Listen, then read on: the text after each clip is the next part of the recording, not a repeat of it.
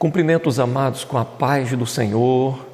Sejam muito bem-vindos ao canal da Escola Dominical de Adultos. Também trabalhamos com a modalidade de adolescentes. E chegamos a mais uma videoaula das nossas lições bíblicas. Hoje estaremos estudando a nossa terceira lição de adulto, que tem como título aqui Acabe e o profeta Elias. No texto áureo, Deuteronômio capítulo 7, versículo 9, já deixa um princípio importante para a nossa vida. Saberás, pois, que o Senhor teu Deus é Deus, o Deus fiel, que guarda o conserto e a misericórdia até 1000 gerações aos que o amam e guardam os seus mandamentos.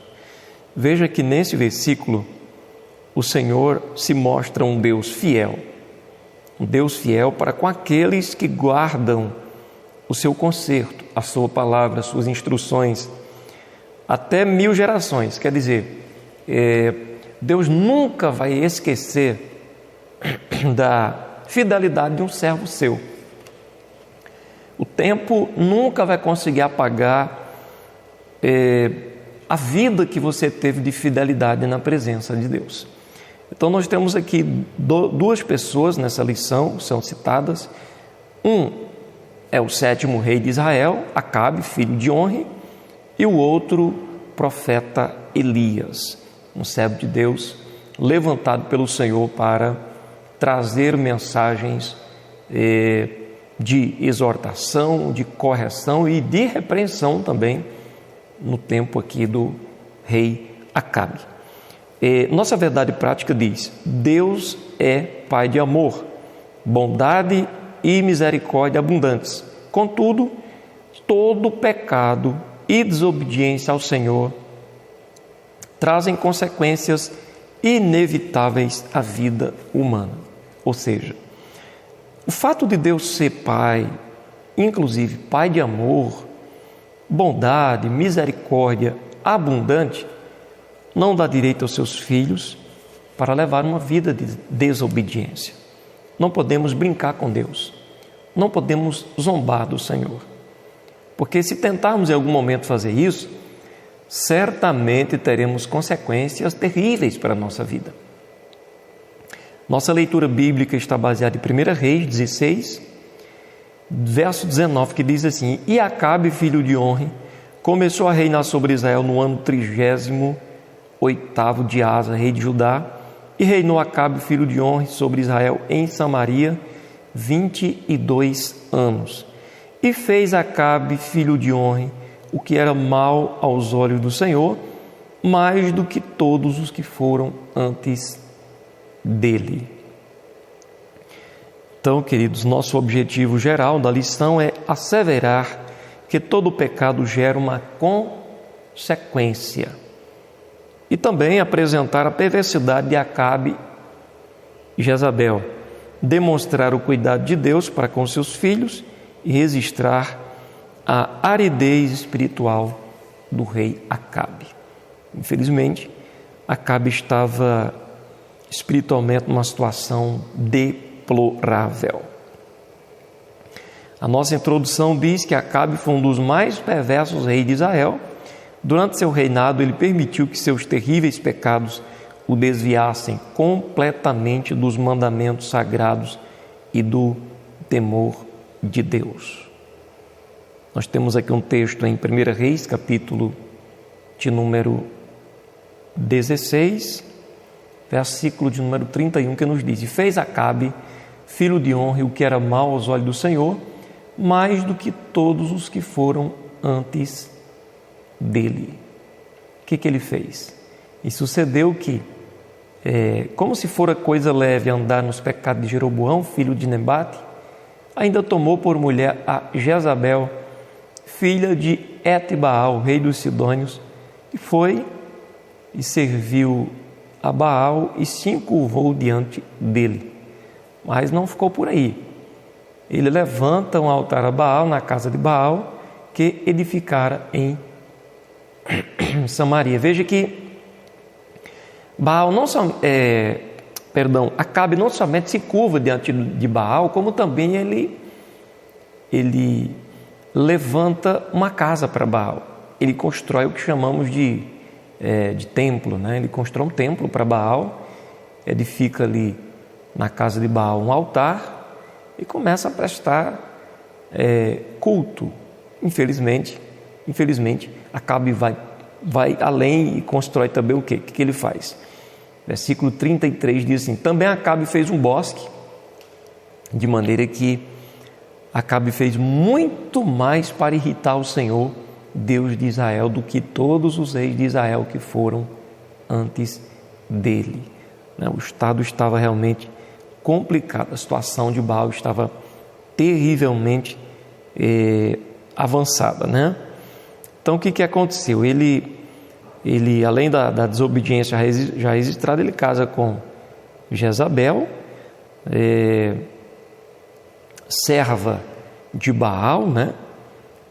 Filha do rei dos Sidônios ali, e conduziu ele completamente aos caminhos de morte, os caminhos de destruição. Suas más ações provocaram uma grande seca em Israel, episódio que mais tarde o colocou frente a frente com o profeta Elias, né? Nós temos aqui, por exemplo, capítulo 17, verso 1, onde diz o seguinte: então Elias, o tisbita dos moradores de Gileade, disse a Acabe: vive o Senhor, Deus de Israel, perante cuja face estou, que nestes anos nem orvalho, nem chuva haverá, senão segundo a minha palavra. Toda essa desobediência, todo esse desconcerto diante de Deus, toda essa idolatria, atraiu aí um castigo, né? Atraiu aí uma punição, uma consequência do pecado, que foi a estiagem. O pecado nunca fica impune. Por último, nós sabemos que a Bíblia ensina que o salário do pecado é a morte. Então o que o homem tem que fazer? Se algum homem que se considera ou se sente pecador está ouvindo essa palavra, o que ele tem que fazer? O Senhor orienta essa pessoa a se lançar aos seus pés, arrependido, pedindo perdão, porque Deus é grande em perdoar. Então, o casamento de Acabe com Jezabel, consequências de escolhas erradas. Mais uma vez, uma lição bíblica vem trazendo consequência de escolhas erradas. Nós temos que tomar muito cuidado com isso. Acabe induziu o povo a se aprofundar no pecado da idolatria de maneira bem mais intensa que os reis que o antecederam. Além disso, cometeu o crasso erro de se casar com uma princesa do reino de Sidom, chamada Jezabel, que logo se tornou símbolo. Jezabel hoje é conhecida como símbolo da religião pagã, da religião apóstata, né? Essa mulher era devota de Baal e Aserá, dois deuses adorados pelas nações vizinhas de Israel. Olha o trágico episódio do povo de Deus copiar maneiras de adoração, maneiras de viver de nações pagãs. Temos aqui 1 Reis capítulo 16, vamos ler, capítulo 18, vamos ler capítulo 18, versículo de número 19. Vamos ler esse versículo aqui, quando diz a palavra do Senhor o seguinte: agora, pois, envia junto a mim todo Israel, no Monte Carmelo, como também os 450 profetas de Baal e os 400 profetas de Aserá, que comem da mesa de Jezabel. Esse texto apenas para mostrar o vínculo profundo, o relacionamento profundo de Jezabel com estas duas divindades pagãs. Mais à frente, noutra lição, a gente estuda com mais detalhes essa questão de Elias e os profetas de Baal no Monte Carmelo. Bem, essa princesa dos Sidônios incitou tanto a maldade em Acabe que ele chegou ao ponto de se vender, para fazer o que era mal aos olhos do Senhor. Nós encontramos isso aqui em 1 Reis, capítulo 21 e versículo de número 25. Deixa eu ler aqui para os amados. Porém, ninguém fora como Acabe, que se vendera para fazer o que era mal aos olhos do Senhor, porque Jezabel, sua mulher, o incitava. Veja que, estudando mais a fundo aqui a história dos reis de Israel, nós encontramos como as mulheres eram influentes e tinham um poder de convencimento tremendo desde os tempos bíblicos, desde a era patriarcal. As mulheres já exerciam aí uma força tremenda, né, sobre os homens, em especial aqueles que não temiam a Deus. Mas o fato aqui não é o fato dela ser mulher, o fato aqui é o fato dela servir a deuses estranhos e conseguir, posso até mesmo afirmar que ela, de certa forma, reinava sobre Israel. De certa forma, a Bíblia mostra isso, ela reinava sobre Israel, porque chegou em alguns momentos, tomar decisões, usar o próprio selo do rei, né? Fazer escritas em nome do rei. Então ela era bem influente. Infelizmente, o reino de Israel ia de mal a pior. Dentre tantas perversidades, Jezabel destruiu os profetas do Senhor. 1 Reis 18, verso 4 nos mostra isso. Porque sucedeu que, destruindo Jezabel os profetas do Senhor, Obadias tomou 100 profetas, de 50 em 50 os escondeu numa cova e os sustentou com pão e água. Nós vemos aqui uma rainha completamente perversa, destruindo os homens de Deus, mas vemos também o Senhor usando pessoas para guardar e proteger os seus servos. A palavra mostra que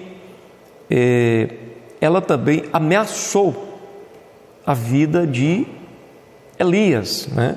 Quando o profeta Elias é usado por Deus para confrontar todos esses erros em Israel, Jezabel vai para cima. Olha o que ela diz aqui. Então, Jezabel mandou um mensageiro a Elias a dizer-lhe: assim me faça os deuses e outro tanto, se der certo, amanhã, a estas horas, não puser a tua vida como a um deles, quer dizer, como aqueles que ela já havia assassinado ou matado, né? Ordenou injustamente a morte de Nabote para satisfazer a ganância do marido. Olha que tragédia, olha que situação. Versículo de número 10 do capítulo 21 de 1 Reis está dizendo o seguinte: ponde defronte dele 2 homens, filhos de Belial, né, que testemunham contra ele, dizendo: blasfemaste contra Deus e contra o rei, e trazei-o fora e apedrejai-o para que morra.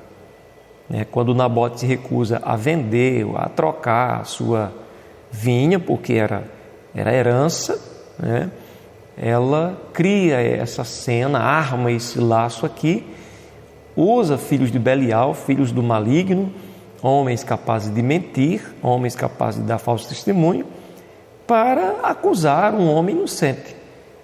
E assim ela, através dessa acusação, dessa armadilha, conseguiu tirar a vida do Nabote, como se fosse uma coisa justa que ela estava fazendo. Na verdade, ela estava se condenando diante do Senhor Deus Todo-Poderoso. E além disso, por que ela fez isso? Por causa da ganância. O marido dela queria a todo custo a vinha do Nabote, né? E foi nesse episódio aí que ela escreveu cartas em nome de Acabe e as selou com seu sinete. 1 Reis 21, versículo 8 diz isso. Mandou as cartas aos anciãos e aos nobres que havia na sua cidade e habitavam com Nabote. Então, trágica situação aí. Veja que Acabe não era um rei que reinava com a autoridade que o Senhor, o próprio Deus, havia delegado para ele, mas estava nas mãos dessa mulher idólatra, nas mãos dessa mulher, posso dizer, satânica, porque as obras que ela fazia não era menos do que isso. O trágico fim de Jezabel foi profetizado por Elias, né? O homem de Deus disse que ela não seria sepultada mais, que os cães a devorariam, pois sua maldade e abominação contrariaram a justiça divina. Deus é misericordioso, mas julga com rigor aqueles que insistem em permanecer na prática do mal.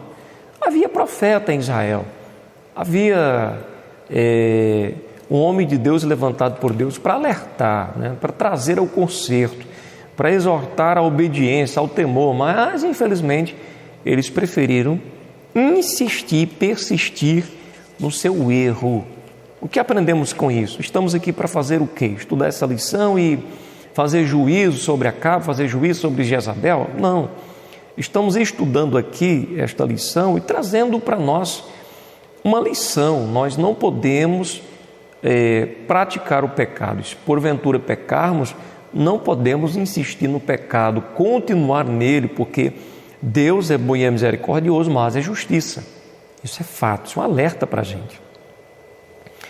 Capítulo 2 nos mostra que Elias prevê a grande seca. Vemos agora a intervenção divina e o preço da obediência a Deus. Em razão de sua idolatria e atrocidades, Acabe é considerado o pior rei de todo Israel. Por causa dos seus atos perversos e pecaminosos, né?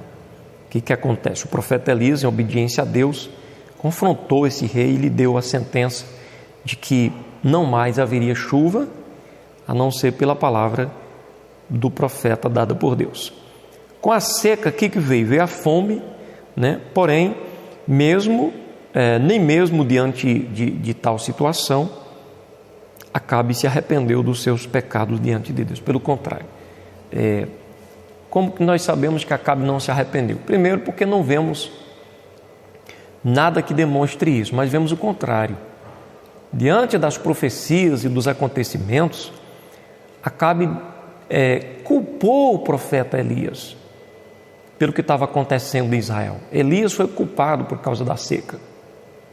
Ele chegou a chamar Elias de o perturbador de Israel, quando na verdade o que estava perturbando Israel era a ganância e os pecados de Acabe juntamente com os de Jezabel. Então, o preço da obediência a Deus. O episódio da seca em Israel demonstra que todo homem e mulher de Deus precisam ter fé e coragem para enfrentar os resultados de sua obediência ao Senhor. Como assim? É porque muitas vezes, sempre assim, a sua obediência pode gerar dor a você.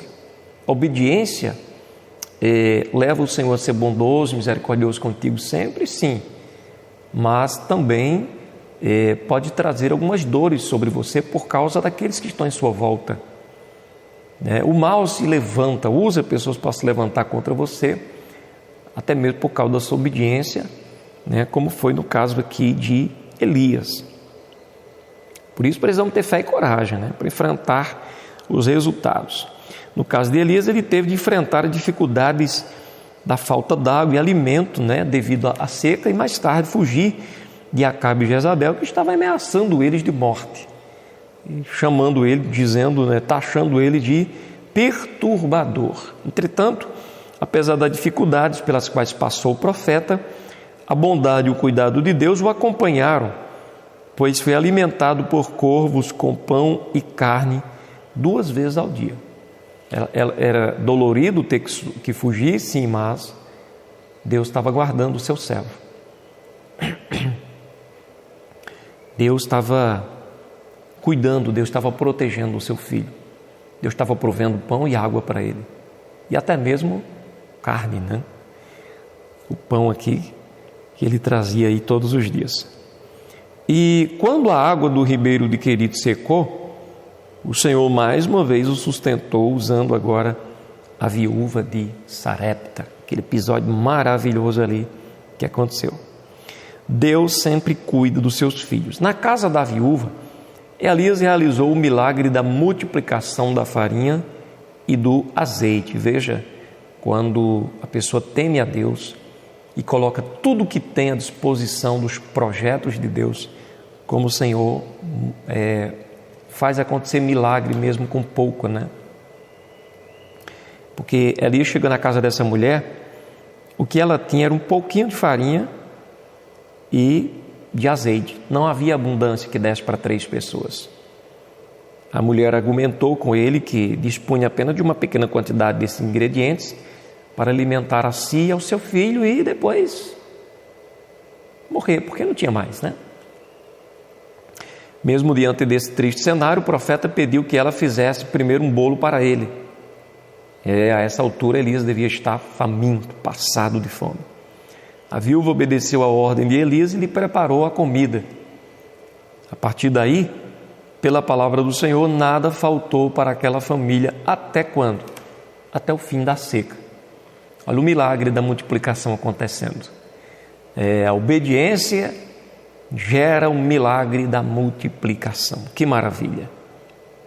Essa história nos mostra o quanto Deus cuida dos seus servos, daqueles que preferem a verdade, né? A verdade de Deus, e defende a causa do órfão e da viúva. Vamos ler uma referência baseada nesse assunto? Por exemplo, aqui, Deuteronômio, deixa eu pegar na minha Bíblia aqui, Deuteronômio, capítulo de número 10, Deuteronômio capítulo 10, louvado seja Deus, versículo de número, deixa eu pegar aqui rapidinho, versículo de número 17 e 18, nos fala o seguinte, olha: pois o Senhor vosso Deus é o Deus dos deuses e o Senhor dos senhores, o Deus grande, poderoso, terrível, que não faz acepção de pessoa nem aceita recompensas, que faz justiça ao órfão e à viúva e ama o estrangeiro, dando-lhe pão e veste. Deus agiu aqui tanto na vida de Elias como na vida dessa mulher que aparentemente estava desamparada, mas na verdade estava amparada pelo próprio Deus Todo-Poderoso. Então, quando você ajuda pessoas nessa situação, né, órfãos, pessoas viúvas, Deus está vendo e registrando tudo. Pode fazer com a mão direita de modo que a sua esquerda não veja, quer dizer, não precisa tocar a trombeta do que está fazendo, porque o próprio Deus está vendo e registrando tudo. Tá bom? Então, não existem pessoas pobres no mundo porque Deus deseja massacrar umas e levantar outras, mas é uma oportunidade de se manifestar a generosidade que Deus sempre quis que houvesse no coração humano. Então, amados, o encontro de Elias com Acabe, 3º capítulo, um coração endurecido, era a situação do coração de Elias.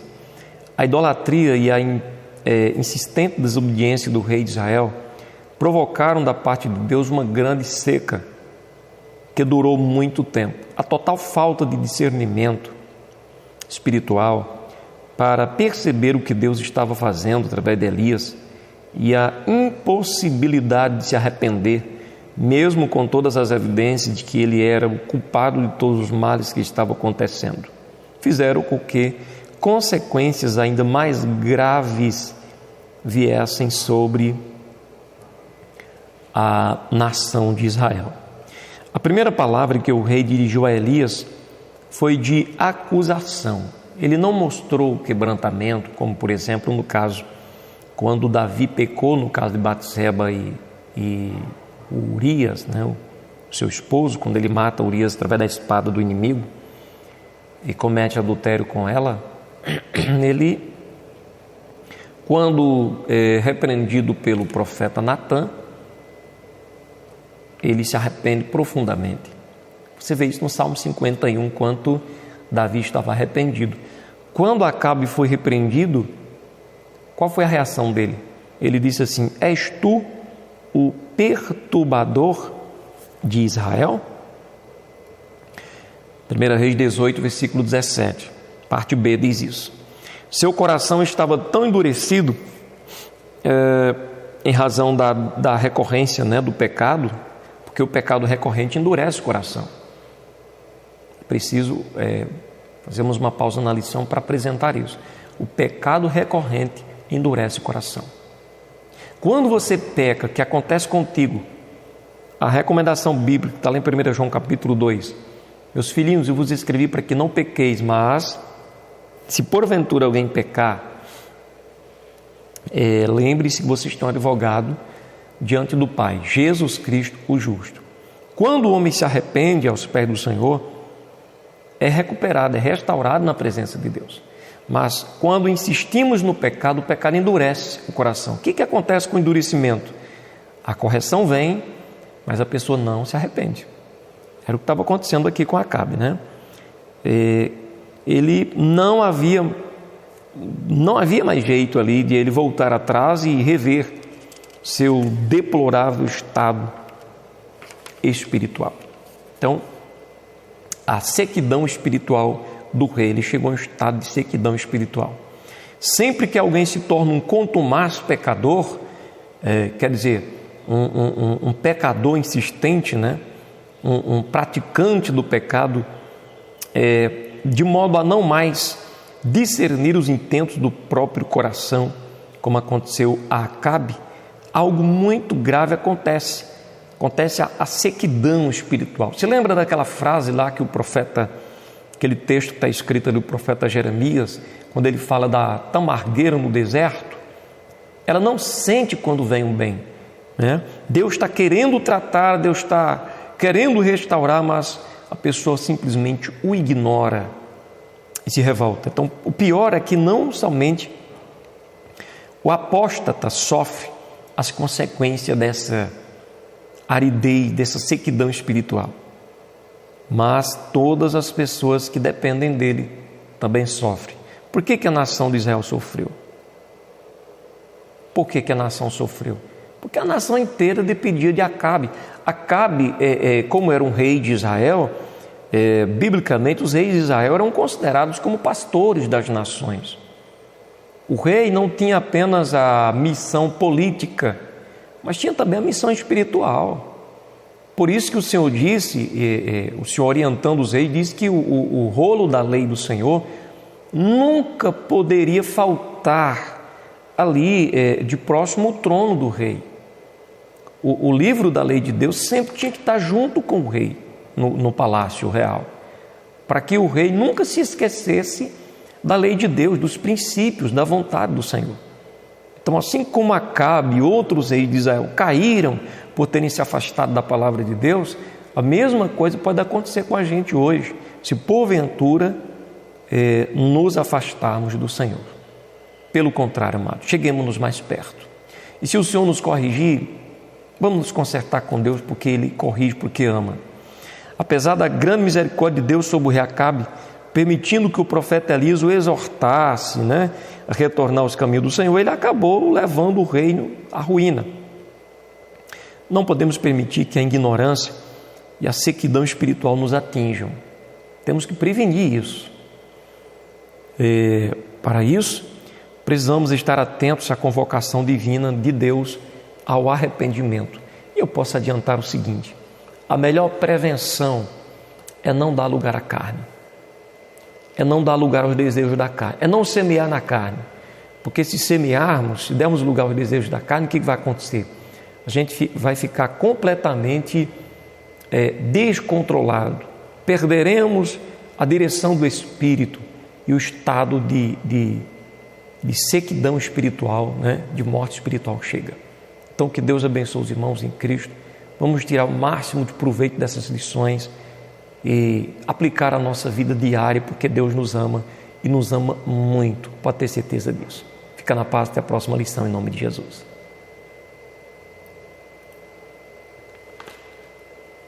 Tomara que o áudio aqui tenha prestado.